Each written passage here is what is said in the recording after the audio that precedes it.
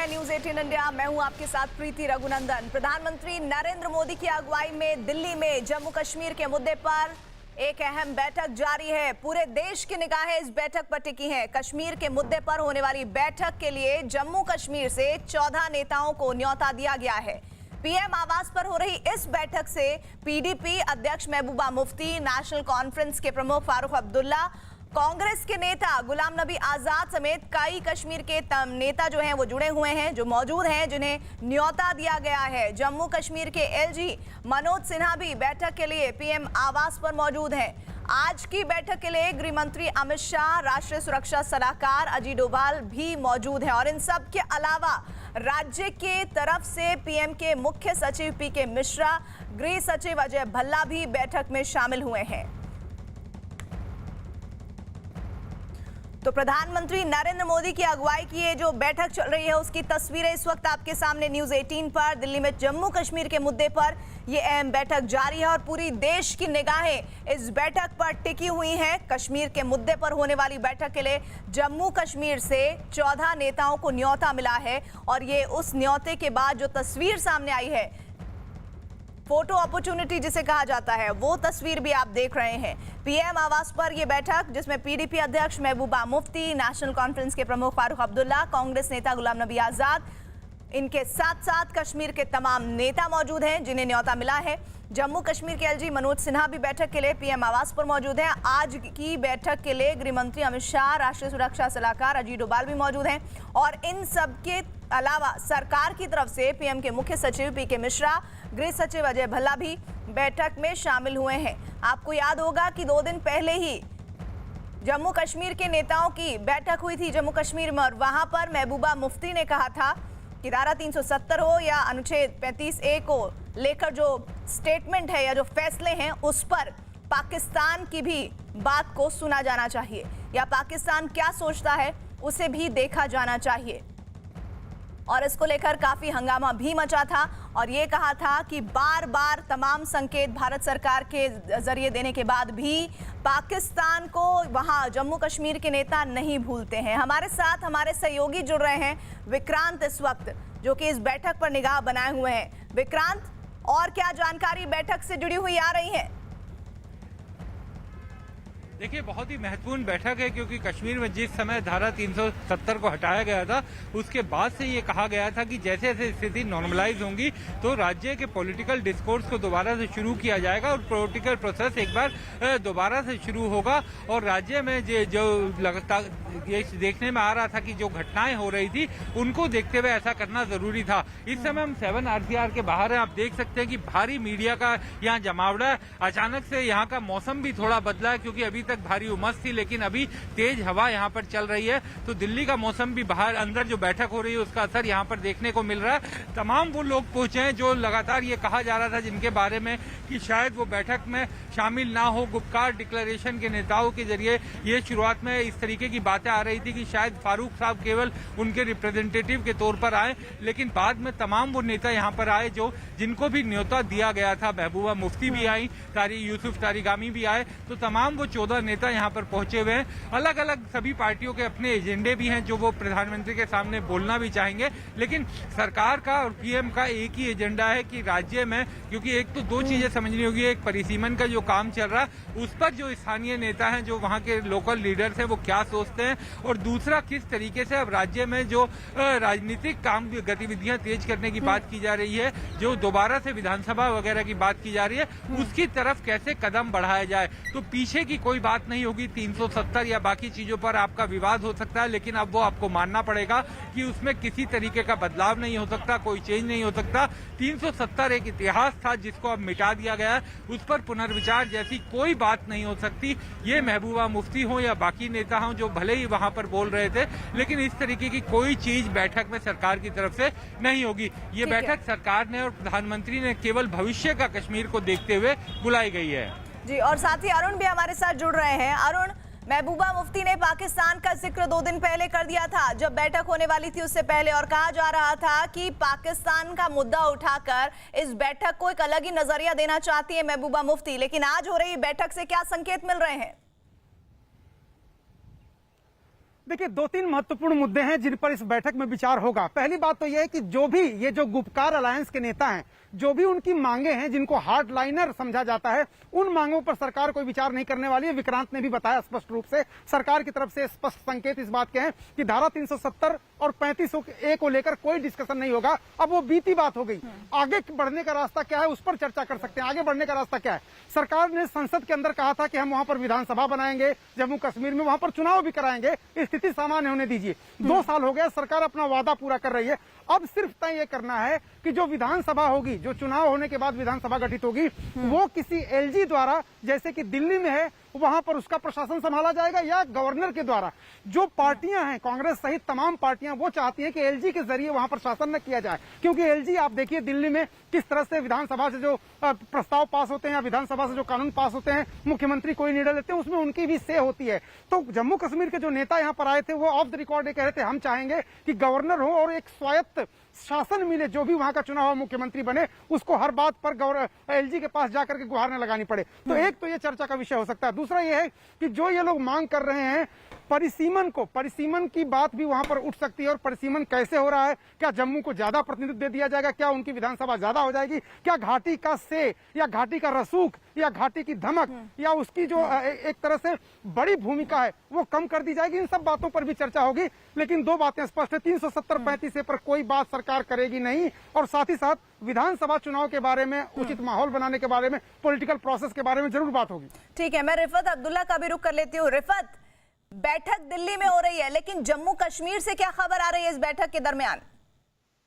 देखिए, हर किसी की नजरें इसी बैठक पे हैं कि क्या फैसला सुनाया जाएगा वहां पे। जिस तरीके से आपको मालूम है कि ये मीटिंग जो है 5 अगस्त 2019 के बाद पहली कोई बड़ी डेवलपमेंट हो रही है, और यहाँ के जो मेन स्ट्रीम पॉलिटिशियंस हैं, जिनमें 4 फॉर्मर चीफ मिनिस्टर भी शामिल हैं और 4 जो है डिप्टी चीफ मिनिस्टर भी शामिल हैं, वो वहां पे मीटिंग में शिरकत कर रहे हैं। और देखना यही होगा कि उनको जो ऑन बोर्ड लिया गया, वजह क्या है, क्यों उनको आज फिर से बुलाया गया। जैसा मैं पहले भी कह चुका हूं कि कहा यह जा रहा था कि मुफ्ती खानदान और खासतौर से अब्दुल्ला खानदान ने कश्मीर की तबाही की। हालांकि इस तरीके की इल्जामात जो हैं वो अमित शाह होम मिनिस्टर ने भी लगाए, लेकिन आज उनको फिर से वहां पे आमंत्रित किया गया। वजह क्या है, ऑन बोर्ड उनको लिया जा रहा है, कौन सी पॉलिटिकल प्रक्रिया जो है वो चल रही है। जिस तरीके से हमारे सहयोगी बता रहे थे कि क्या लेफ्टिनेंट गवर्नर होगा या गवर्नर, जब स्टेट रेस्टोर की जाएगी, यानी कि स्टेटहुड रेस्टोर किया जाएगा, तो ऑब्वियसली गवर्नर ही होगा, क्योंकि ऑर्डर ऑफ प्रेसिडेंस में गवर्नर 4थे सीरियल पे आते हैं और लेफ्टिनेंट गवर्नर जो है 11th, यानी कि उसका प्रोटोकॉल बहुत डाउन होता है। इसी तरीके से जो है चीफ मिनिस्टर का जो है, अगर ये स्टेट में होगा तो 6th सीरियल पे आता है, और अगर इसके बगैर हो यूटी में तो 15वें सीरियल पे आता है। तो ये कहा जा सकता है कि यहाँ के ये जो पॉलिटिशियन है, जो ऑलरेडी सीरियल नंबर 6 पे रह चुके हैं प्रोटोकॉल में एज चीफ मिनिस्टर, वो कभी ये नहीं चाहेंगे कि वो 15वें सीरियल पे पहुंचे, उनकी तो डिमोशन हो जाएगी। यही वजह है कि उमर अब्दुल्ला ने ये कहा था कि अगर यूटी में इलेक्शन लड़ने पड़े तो वो इलेक्शन में पार्टिसिपेट नहीं करेंगे, लेकिन अगर स्टेटहुड रेस्टोर हो जाता है तो वो भी देखना होगा कि क्या वो इलेक्शन में पार्टिसिपेट करेंगे बिना 370 और 35A की डिमांड फुलफिल हुए बगैर। उनकी लगातार डिमांड रही है कि 370 और 35A को रेस्टोर किया जाए, लेकिन मामला सुप्रीम कोर्ट में है। शायद सुप्रीम कोर्ट उस बारे में अब फैसला सुना सकती है, लेकिन पार्लियामेंट में ये बिल पास हो गया और उसके बाद 370 और 35A हटाया गया। शायद बीजेपी जो है उस बारे में बात नहीं करेगी, जिस तरीके से सारे एनालिस्ट बता रहे हैं, या जो पॉलिटिशियंस हैं, खासतौर से जो बीजेपी के लोग हैं, वो यही कह रहे हैं कि 370 और 35A हिस्ट्री है। लेकिन देखना पड़ेगा कि यहाँ के जो मेन स्ट्रीम पॉलिटिशियंस हैं, जो जेल में भी काफी देर तक बंद रहे, सब जेल्स में रहे, घरों में बंद रहे, 370 और 35A हटाए जाने के बाद वो किस तरह की बात करेंगे प्राइम मिनिस्टर और होम मिनिस्टर सामने, वो भी सुनवा देते हैं। बैठक से पहले नेशनल कॉन्फ्रेंस के प्रमुख और पूर्व मुख्यमंत्री फारूक अब्दुल्ला ने पाकिस्तान को लेकर महबूबा मुफ्ती के बयान से किनारा कर लिया है। फारूक अब्दुल्ला ने मुफ्ती को बयान को उनके निजी बताया है, हालांकि उन्होंने कहा कि वो अपनी बात मीटिंग में रखेंगे। जा रहा हूँ तो क्या डिमांड्स हैं आपके? पीछे रखिए इसको। डिमांड हम वहाँ रखेंगे, उसके बाद आपसे बात करें। लेकिन बार बार जो महबूबा जी ने कहा कि पाकिस्तान से बात की जानी चाहिए, क्या आप इस बात से सहमत हैं सर? तो पीछे भाई, तो महबूबा जी, देखिए महबूबा जी प्रेसिडेंट है अपनी पार्टी की, उनको हक है जो बोलने का। मैं उसके बारे में क्यों कहूँ, तो उनने कहा, मैं क्यों कहूँ उसके आपके बारे एजेंडे क्या है? में। मेरा जो एजेंडा है मैं वहाँ से बात करके आपको बताऊँ। नहीं सर, विक्रांत हमारे साथ बने हुए। विक्रांत, फारूक अब्दुल्ला का महबूबा मुफ्ती के पाकिस्तान वाले बयान से किनारा करना साफ संकेत कि वो अपने अलग एजेंडे के साथ इस बैठक में आ रहे हैं और वो जरूर शामिल हुए हैं नेताओं के तौर पर, लेकिन किसी साथ टैग नहीं होना चाहते हैं। देखिए, बिल्कुल इसीलिए फारूक साहब ने कहा कि मुफ्ती महबूबा मुफ्ती की अपनी पार्टी है, उनके अलग विचार हो सकते हैं, वो उससे सहमत नहीं है। यानी उन्होंने एक तरह से ये भी साफ कह दिया कि पाकिस्तान से बातचीत को लेकर के जो बयान आया था महबूबा मुफ्ती का, वो महबूबा मुफ्ती का निजी बयान था, उसका गुपकार डिक्लेरेशन से जुड़ी हुई पार्टियों का कोई लेना देना नहीं है। और इसी कारण फारूक साहब ने ये कहा कि वो आने के बाद एक बार प्रधानमंत्री से मिलने के बाद कि क्या सरकार चाहती है, क्या सरकार के पास ऑफर है और किस तरीके से सरकार ने इस बातचीत के एजेंडे को सेट किया। एक बार पहले वो ये देख ले और वहां पर अपनी बात कहेंगे और उसके बाद मीडिया से भी बात करेंगे।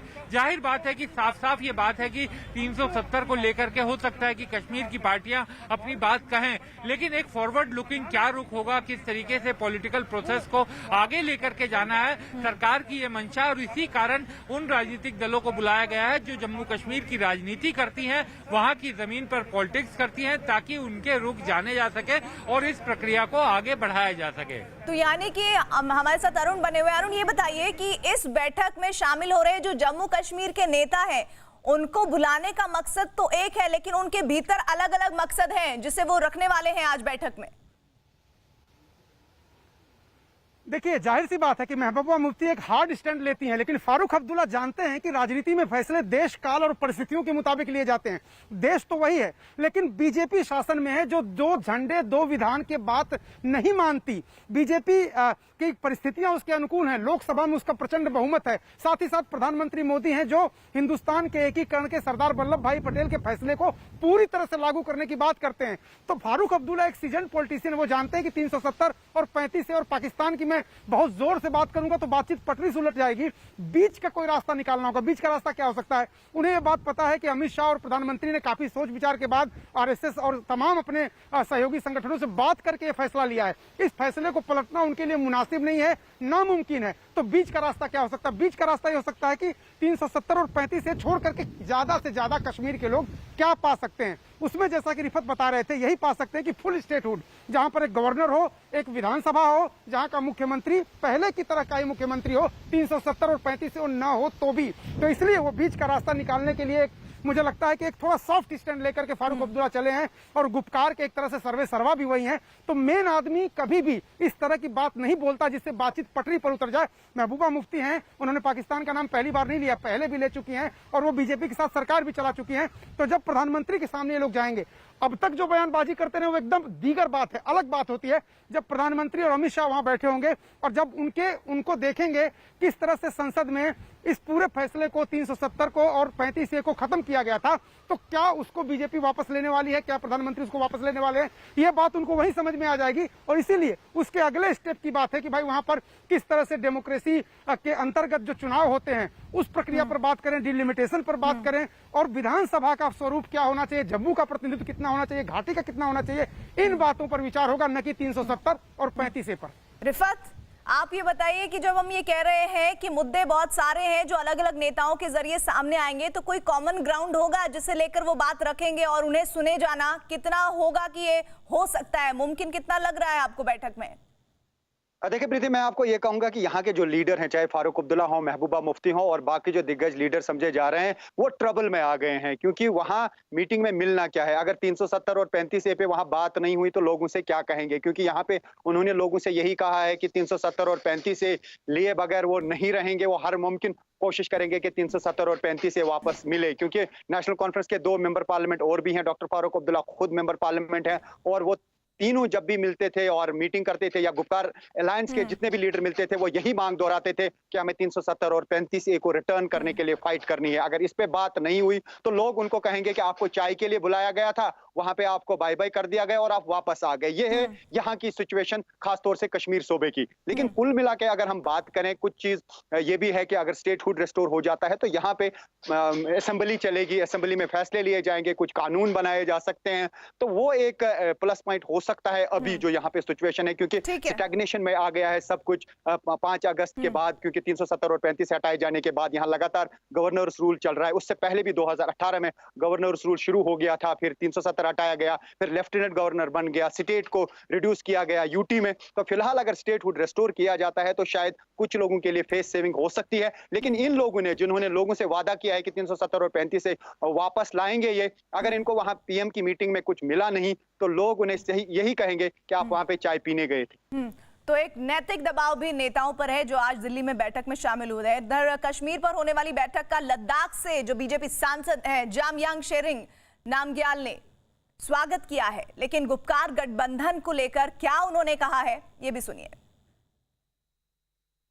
मीडिया के सोर्सेज से ये पता चल रहा है कि गुपकार अलायंस के अपने एजेंडा पॉइंट्स में भी उन्होंने लद्दाख को कश्मीर के साथ फिर से जोड़ने का जो बात आगे रखने जा रहा है, तो मैं इस पे पूरे लद्दाख के बिहाफ से ये स्पष्ट करना चाहता हूं कि लद्दाख वालों ने गुपकार अलायंस को लद्दाख के बारे में बात करने और लद्दाख की भूमि के बारे में बात करने, लद्दाख के लोगों के बारे में बात करने का कोई हक हमने नहीं दिया है। और गुपकार अलायंस को लद्दाख से दूर दूर तक कोई नाता नहीं है। और तीसरी बात, जब भी लद्दाख के बारे में जिक्र होगा, चर्चा होगा, लद्दाख के भविष्य के बारे में, लद्दाख के लोगों के बारे में, वो लद्दाख के जो इलेक्टेड रिप्रेजेंटेटिव्स यहाँ है, लद्दाख के जो वरिष्ठ नेतागण है, लद्दाख के सोशो रिलीजियस ऑर्गेनाइजेशन से, पॉलिटिकल पार्टी से, हम सब विचार विमर्श करके जो लद्दाख के हित में होगा, देश के हित में होगा, वो हम अपने बातें जो है आगे समय आने पे रखेंगे। विक्रांत हमारे साथ बने हुए। विक्रांत, इस बैठक को शुरू हुए कितना वक्त हो गया है और जो कुछ बैठक से खबरें आ रही हैं उसके मुताबिक आज ये जो बैठक हो रही है वो किसी नतीजे की ओर होगी या फिर आने वाली बैठकों के लिए एक पृष्ठभूमि तैयार करेगी? देखिए 3 बजे का समय था बैठक का और 3 बजे से पहले तमाम नेता यहां पर पहुंच चुके थे और उसके बाद पहले प्रधानमंत्री के साथ मुलाकात हुई। उस समय गृह मंत्री भी वहां पर थे, राज्यपाल उपराज्यपाल भी वहां पर थे और डॉक्टर जितेंद्र सिंह भी वहां पर थे और तमाम ये नेता आए, पहले मुलाकात हुई और उसके बाद बैठक शुरू हुई। तो ये कहा जा सकता है कि करीब 1 घंटे से ज्यादा समय हो चुका है बैठक शुरू हुए और नतीजे की जहां तक बात रही, क्योंकि ये एक पॉलिटिकल प्रोसेस को शुरू करने की बैठक है, तो इस तरीके की बैठक में एक कोशिश ये जाती है कि जो बर्फ जमी है उसको पिघलाने की तरफ एक पहला कदम है और उसके बाद किस तरीके से आगे भविष्य का रास्ता निकाला जाएगा उन सब की चर्चा होगी। तो क्या सरकार, क्योंकि ये 370 को हटाने के बाद से जो कश्मीर के साथ कश्मीर के पॉलिटिकल पार्टीज का ये कहना था कि उनका कोई संबंध नहीं रह पाया, पूरा टूट गया है संबंध दिल्ली से उनका, तो उस संबंध को एक तरह से जोड़ने की कोशिश की गई है और उनको यहाँ बुलाया गया, उनसे बातचीत की जा रही है, अपना एजेंडा बताया जा रहा है। तो एक तरह से बर्फ पिघलाने की कोशिश है और उसके बाद आगे किस तरीके से, आगे भविष्य का भारत के कश्मीर किस तरीके से होगा, उसका पॉलिटिकल प्रोसेस कैसे शुरू होगा, उस पर चर्चा होगी। तो कोई बहुत बड़ा आउटकम या कोई बहुत बड़ा फैसला इस बैठक से हो जाएगा ऐसा नहीं है, लेकिन बावजूद इसके ये बैठक बेहद महत्वपूर्ण है, न सिर्फ कश्मीर के लिए बल्कि पूरे देश के लिए, क्योंकि कश्मीर में जिस तरीके से अब आगे कश्मीर कैसा होगा, भविष्य का कश्मीर कैसा होगा, वो इसी बैठक से रास्ता होकर गुजरने वाला है। अरुण, इस बैठक का मकसद है रिश्तों में जो धूल पड़ी हुई है उसे कुछ हद तक साफ करने का और आने वाली बैठकों में और ज्यादा उम्मीदें बढ़ेंगी। लेकिन क्या आज की बैठक में उन जम्मू कश्मीर के नेताओं को जिनको हम तस्वीरों में देख रहे हैं ज्यादा सुना जाएगा या फिर सरकार, भारत सरकार अपनी बात ज्यादा रखती दिखेगी? देखिए, ये जो आज की प्रक्रिया है वो संविधान सम्मत प्रक्रिया है और जो भारत के गृह मंत्री ने संसद के अंदर कहा था कि हम राज्य को बांट भी रहे हैं, 35 से और 370 खत्म भी कर रहे हैं, लेकिन जो ये राज्य का बाइफर्केशन है या राज्य को यूनियन टेरिटरी में बदलने का फैसला है, ये स्थायी नहीं है, ये अस्थायी फैसला है। जैसे ही वहां परिस्थितियां ठीक होती हैं, स्थिति नियंत्रण में आती है, हम वहां पर पॉलिटिकल प्रोसेस शुरू करेंगे। तो एक तरह से भारत के गृह मंत्री का जो वादा था संसद के अंदर, उसको अब धरातल पर उतारने के लिए, विचार विमर्श के लिए यह बैठक हो रही है। विचार विमर्श किससे होगा? जो स्टेक होल्डर्स हैं, तो घाटी के जितने नेता हैं या फिर जम्मू के जितने नेता हैं, उन सबके साथ ये पहली बैठक है। मुझे लगता है कि प्रधानमंत्री ज्यादा सुनना चाहेंगे। जो फैसला करना था प्रधानमंत्री को, गृह मंत्री को, फैसला हो चुका है। अब सुनना चाहेंगे कि भाई घाटी के लोग किस तरह से इस डेमोक्रेटिक प्रक्रिया जो है, चुनाव है, परिसीमन है, कहाँ की सीटें बढ़ें, कहाँ की कम हो, कहाँ का प्रतिनिधित्व हो, किस तरीके से आगे चलाया जाए स्टेट को, एलजी हो, गवर्नर हो, फुल स्टेटहुड दिया जाएगा, यूनियन टेरिटरी रहेगी, किस तरह से ये पॉलिटिकल डायलॉग, पॉलिटिकल प्रोसेस आगे बढ़े। तो मुझे लगता है कि सरकार सुनना चाहेगी उनके विचार, और अगर महबूबा मुफ्ती या फारूक अब्दुल्ला उस तरह के विचार जो दिल्ली में बहुत अच्छे तरीके से नहीं देखे जाते हैं उनको लेके ही अड़े रहे, तो जाहिर सी बात है, जैसा कि विक्रांत कह रहे थे, कोई बहुत बड़ा आउटकम आज की बैठक में नहीं आएगा। एक प्रक्रिया की शुरुआत हुई है, और अगर दोनों तरफ से सकारात्मक बातचीत हुई, पहल हुई, तो ये प्रक्रिया आगे बढ़ेगी और आगे चल करके निश्चित रूप से कोई हल निकल सकता है। रिफत, क्या वो 5 मसले होंगे जो आज की बैठक में जम्मू कश्मीर के नेता जरूर रखेंगे? देखिए, जिस तरीके से मैंने कहा कि यहाँ गुपकार अलायंस की जो मीटिंग हुई, उन्होंने तो यही कहा कि वो सिर्फ और सिर्फ ज्यादा बात करेंगे स्पेशल स्टेटस को रिटर्न करने की, 370 और 35A को वापस करने की, और उस जब वो चीज हो जाएगी तो स्टेटहुड ऑटोमेटिकली फिर रेस्टोर हो सकता है। लेकिन वहां ऐसा नहीं लग रहा है कि एजेंडा में वो बात होगी, क्योंकि वहां एजेंडा जो है, जो होस्ट है वो एजेंडा सेट करता है, गेस्ट एजेंडा सेट नहीं करता है, और वहां उनको बात सुनाई जाएगी और उनको सुनना पड़ेगा, जिस तरीके से मैंने कहा, क्योंकि वहां यही कहा जाएगा कि डिलिमिटेशन का जो प्रोसेस है वो कहां पे पहुंचा। हो सकता है इनसे कहा जाएगा क्या कोई आपकी डिमांड तो नहीं है कि किसी और जगह सीट्स बढ़नी चाहिए, क्या आपको ऐसा तो नहीं लग रहा है कि किसी जगह पॉपुलेशन के हिसाब से सीट्स जो है वो बांटी नहीं गई, तो क्या उनकी राय होगी। और साथ ही ये कहा जाएगा कि आप थोड़ा हेल्प कीजिए ताकि हम स्टेटहुड जो है रेस्टोर करेंगे, क्योंकि डिफेंस मिनिस्टर भी जो है बातचीत में है, पहले भी प्राइम मिनिस्टर ने डिफेंस मिनिस्टर से बात की, तो यहाँ की सिचुएशन से मुतालिक बात होगी, LOC से मुतालिक बात हो सकती है, यहाँ के हालात, क्योंकि आपको मालूम है कि 2 किलिंग्स या 3 किलिंग्स जो है 1 हफ्ते में हुई,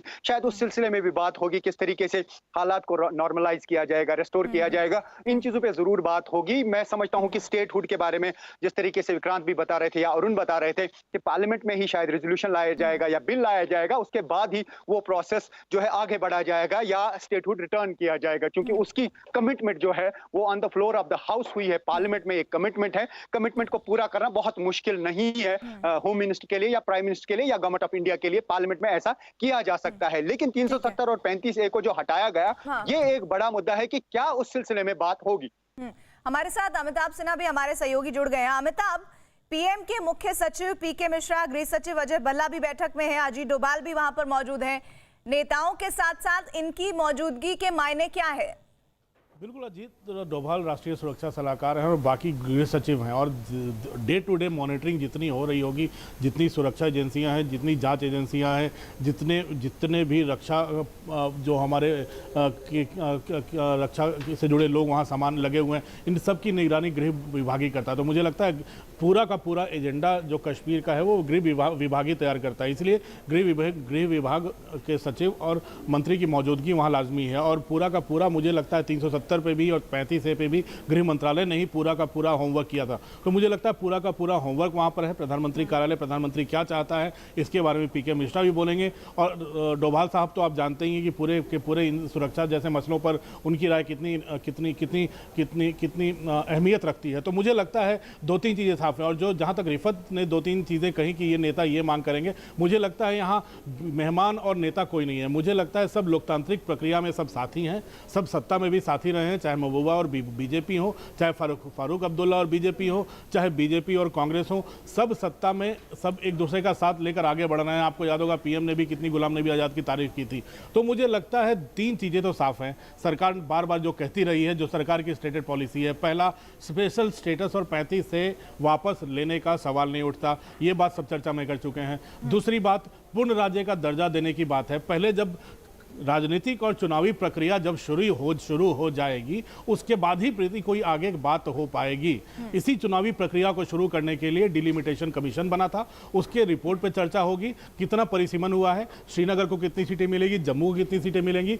एक बार चुनावी प्रक्रिया शुरू हो जाए फिर आगे सरकार सोच सकती है। ये बात सही है कि संसद को फैसला लेना होता है या राज्यों के निर्माण में फुल स्टेटहुड का दर्जा देने में, लेकिन मुझे लगता है फिलहाल जो उनकी मांगे हैं पाकिस्तान को लेकर, जो उनकी मांगे हैं जो स्पेशल स्टेटस को लेकर, वो पूरी नहीं होने वाली। मुझे लगता है एक प्रक्रिया शुरू होगी और PM सबसे यही अपील करेंगे कि आइए भागीदार बनिए जम्मू कश्मीर, नया जम्मू कश्मीर बनाने में। जी विक्रांत, परिसीमन की बात अभी अमिताभ सिन्हा जी ने की, परिसीमन को लेकर कोई ऐसी बात जो नेता इस बैठक में रख सकते हैं?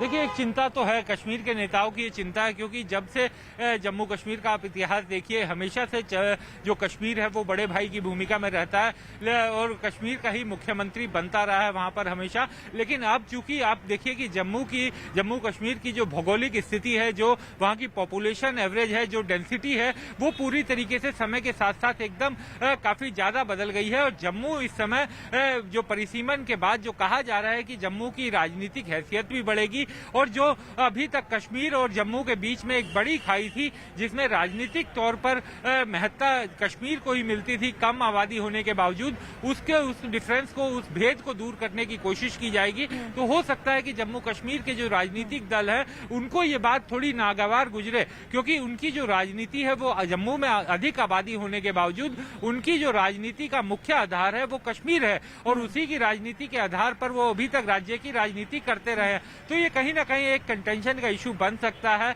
विवाद भी हो सकता है उनका। लेकिन इस बात को, परिसीमन की सच्चाई को वो लोग भी जानते हैं अंदर से, उन्हें भी मालूम है कि समय के साथ जो आबादी भौगोलिक स्थिति का बदलाव आया है वो एक जायज मांग है। ये आधिकारिक बयान, इस पर क्या आएगा नहीं आएगा, इस पर भी हमारी निगाहें रहेंगी। आप सभी हमारे साथ आगे बने रहिएगा। फिलहाल धन्यवाद आप सभी का। इधर आज की एक और बड़ी खबर जिसका जिक्र होना बेहद लाजमी है। रिलायंस इंडस्ट्रीज की 44वीं एजीएम में चेयरमैन और सीएमडी मुकेश अंबानी ने जियो फोन नेक्स्ट लॉन्च करने का ऐलान किया है, जो 10 सितंबर से बाजार में उपलब्ध होगा। जियो फोन नेक्स्ट का ऐलान हुआ है और इस ऐलान के साथ ही जो डेट है वो भी अनाउंस की गई है। दरअसल रिलायंस इंडस्ट्रीज की 44वीं एजीएम में चेयरमैन और सीएमडी मुकेश अंबानी ने जियो फोन नेक्स्ट लॉन्च करने का ऐलान किया है, जो 10 सितंबर से बाजार में उपलब्ध होगा। Sundar and I talked about the Google and Jio co-developing a next-generation feature-rich but extremely affordable smartphone aimed at providing first-time internet access for 2G users. Today, I am pleased to announce that Google and Jio teams have jointly developed a truly breakthrough smartphone that we are calling JioPhone Next. JioPhone Next is a fully featured smartphone supporting the entire suite of applications from both Google and Jio. JioPhone Next is packed with cutting-edge features like voice assistant, automatic read aloud of screen text, language translation, smart camera with augmented reality filters, and much more. This is a testimony to a global technology giant and a national technology champion working together to make truly a breakthrough product that can be first introduced in India and then taken to the rest of the world. JioPhone Next will be available in the market from the auspicious date of Ganesh Chaturthi, 10th September this year. And as you have come to expect from Jio, it is my promise that JioPhone Next will be by far the most affordable smartphone, not just in India, but globally.